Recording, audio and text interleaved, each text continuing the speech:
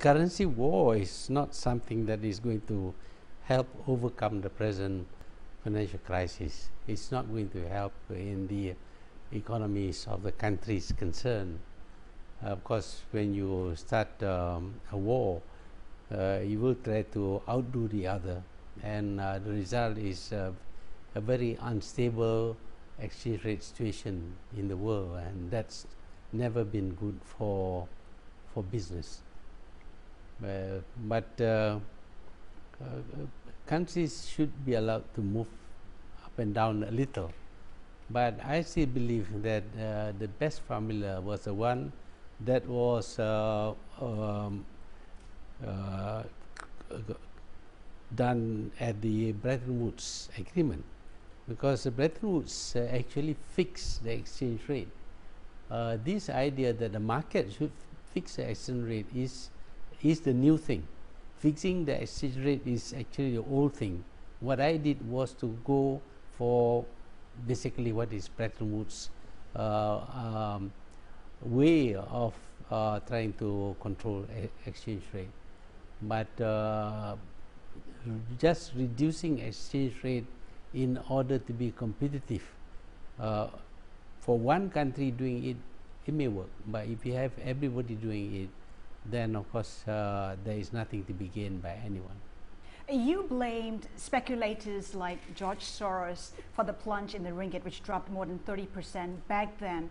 What is the prescription for the moment, I mean, to curb the inflow of hot money?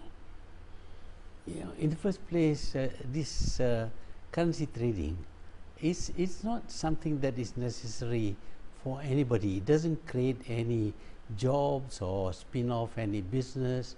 In one day, $4 trillion are supposed to be traded by the currency traders, and we don't see any spin-offs from there. So one of the things we should do is really to stop this silly thing called currency trading.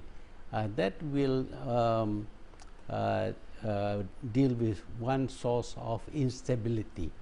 Hot money is also caused by the US deciding to pump in $600 billion into the economy. The QE, yeah, quantitative easing. Yeah, I mean, when you do that kind of thing, then people will have less respect for the money concern, because when you lose money, you must accept that you have lost money.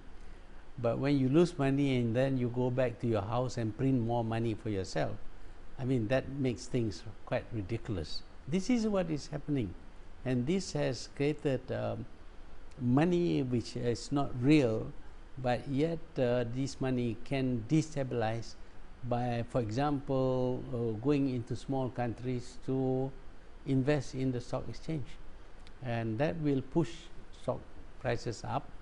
Index will go up, and then of course when it goes up high enough, they can always dump the shares and collect capital gains. That is not something that we can call trading, business. Business is about producing goods and services and trading. That's business. All this playing around with currency in order to make more money for yourself, this is bad, all true. Capital control as a response. Should Asian economies adopt capital controls? Well, if people are going to act wisely and not see capital controls as a way of making money for themselves, I think that is good. Capital control for everyone means going back to Bretton Woods. And Bretton Woods did not do any harm to the world. But is it really necessary, given that the yuan and the dollar are pretty weak right now?